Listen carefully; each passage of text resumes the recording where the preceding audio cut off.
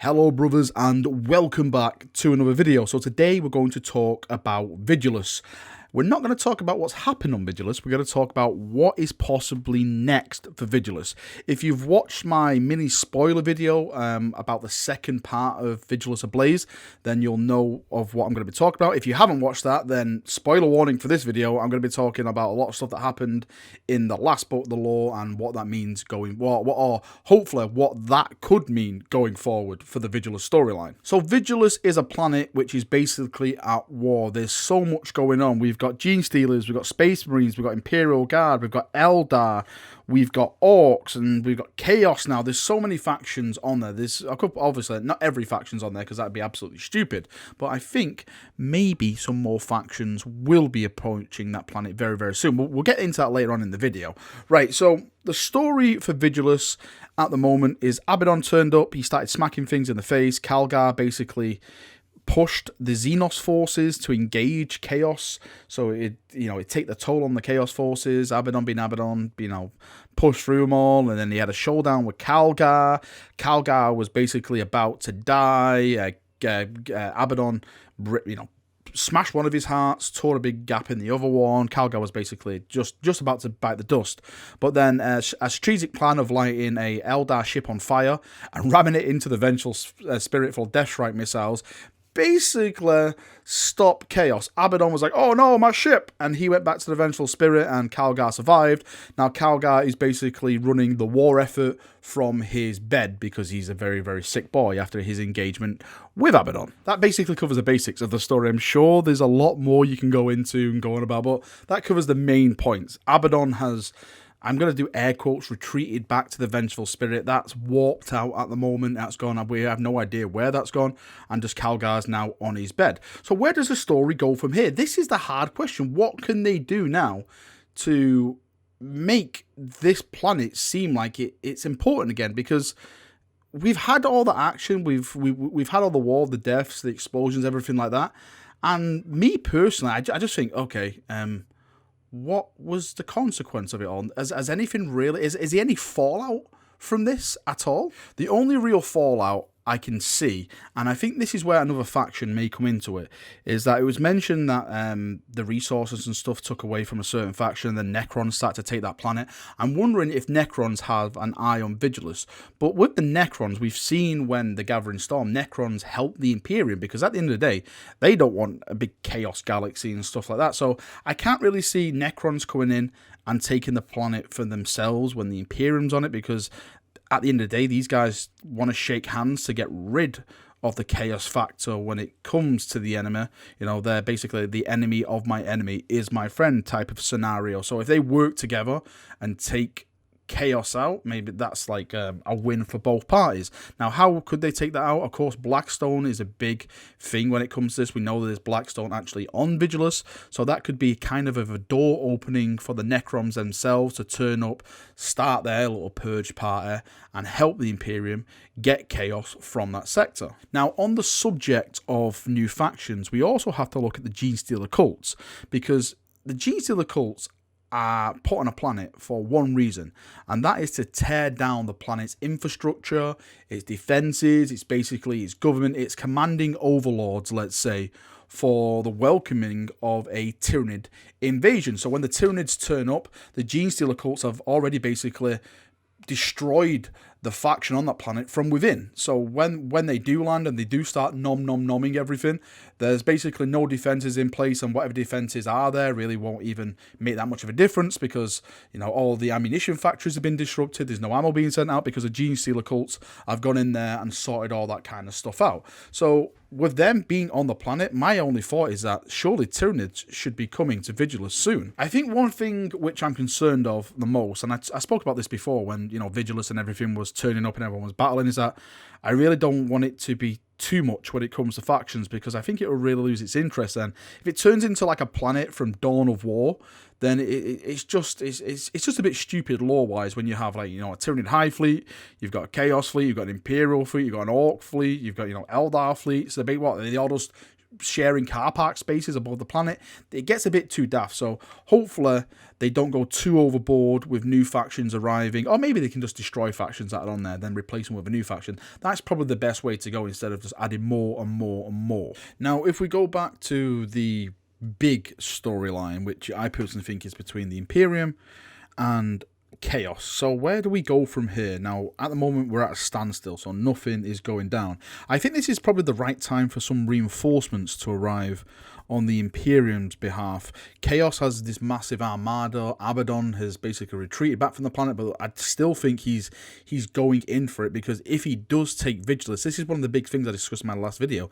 If he takes Vigilus, he basically cuts half of the Imperium off. Now, that is massive when it comes to a tactical advantage, because you're cutting off, half of the supplies, half of the ships, the men, the materials, the weapons. Half of that basically goes out the window. So I definitely do think Abaddon will be returning to Vigilus, maybe with even a bigger force or a new type of strategy, probably involving demons or greater demons. Maybe this is where, maybe some Primarchs will arrive along with Abaddon. If he had like Magnus and Mortarion arriving, that could really turn the favor into Chaos, into the side of Chaos. But that means if they do go down that route of bringing the Chaos Primarchs into it, then surely that means the Loyalist Primarch will have to show up, and that is Rebooted Guilliman, and he's going to be a bit outnumbered, I would say. If you have Guilliman, Magnus, and Mortarion on one side, and you've only got basically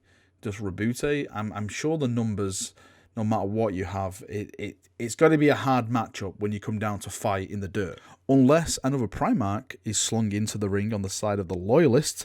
Again, we've discussed about this so many times, I've lost track. There's basically the beam now on the channel. Is another Primarch this week. So what would happen if another Primarch come back, a Loyalist Primarch would come back? It would definitely help Reboote in that kind of sense. Because if you send just Reboote on his own is probably enough to get the job done if you're going against Abaddon and the Black Legion. But if you have like this kind of Royal Rumble-esque of all the Primarchs that are back now in the lore, and of course Reboote back, and you have this one Primarch who's coming back, whoever it would be, it could be Dawn, Jagatai, Leman Russ, the Lion, Corax. There's so many options for them to go down to bring a Primarch back. It's entirely up to GW and what they want for the narrative of the story. Me personally, I've always said Rogal Dawn, because I'm an Imperial Fist fanboy. Story-wise, narrative-wise, I think it'd be awesome for the Lion to return, because to see Guilliman in a place of power could cause some tension. It'd be like, I'm not following that rule, you can't command me, Guilliman. Where Leman Russ, I think if Leman Russ was to come back, he would basically embrace Guilliman, like, okay, you can lead, I'm your sword, just show me where to go and I'll start chopping. Okay, we got sidetracked there with some Primarch talk. Sorry, I see Primarch and I just go into 1,000 theories and who's returning next and all that kind of awesome stuff. Right, let's veer off that. No Primarchs. So if we look at it from an Imperial standpoint and they want reinforcements, I think the most likely thing to come would be from the other side of the rift, and we've mentioned this so many times.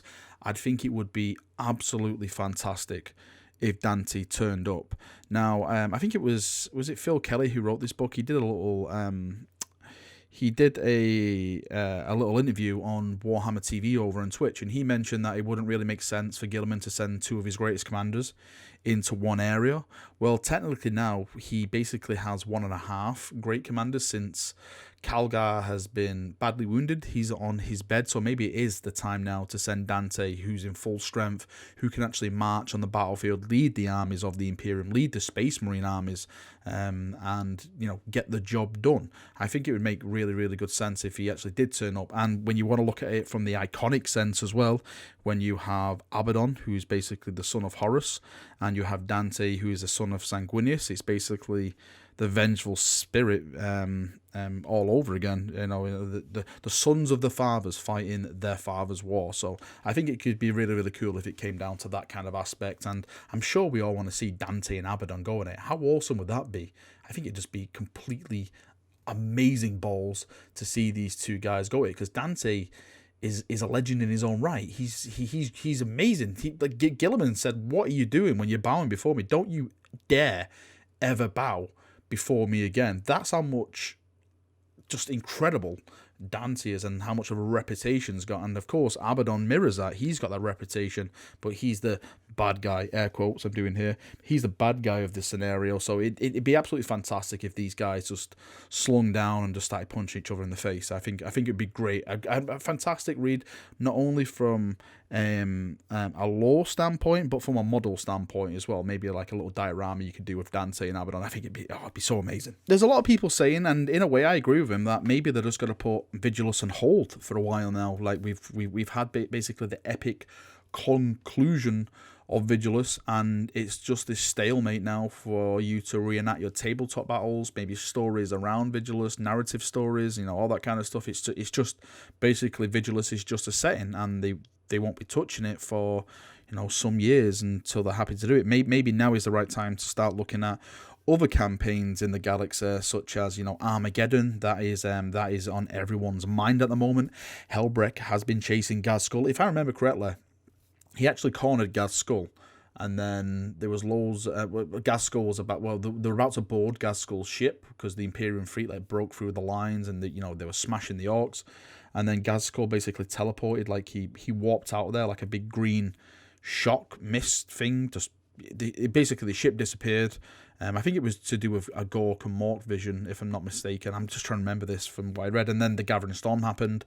So technically, maybe Helbrecht could come back to Armageddon if Gazskull actually went back there with a massive orc fleet and all that kind of stuff. I think that would make sense because Helbrecht, Black Templar's unfinished business, that could be really, really cool. So maybe GW will just turn their heads, leave Vigilus as it is for a moment, and start looking at other areas where they can do their campaigns, such like Vigilus, and maybe expand the lore and stories out for other factions and stuff like that. I definitely wouldn't say no to that. I would definitely welcome it.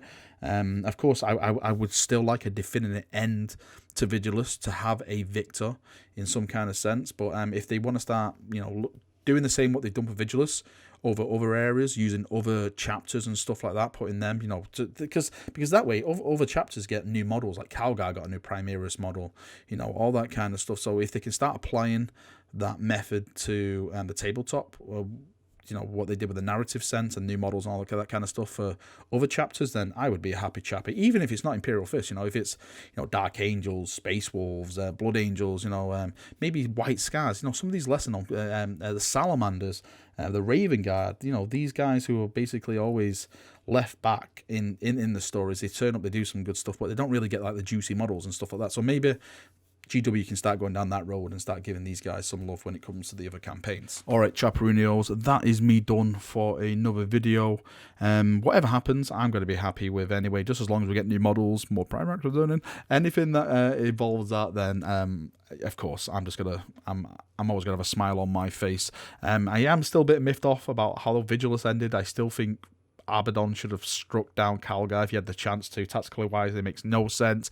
I know there's a lot of arguments about, well, he loves the vengeful spirit, this, that. Yeah, I can understand all that, but he had the chance to cut off half the Imperium and he never took it. So that's my only problem with that at the moment. But anyway, that's me done. Thank you for watching. I hope you've enjoyed it. If you've got any theories or ideas or anything like that, post them below in the comments, and we'll have a nice healthy chat about it down there. Thanks for watching once again, and I'll see you all very, very soon. See you now, and bye bye.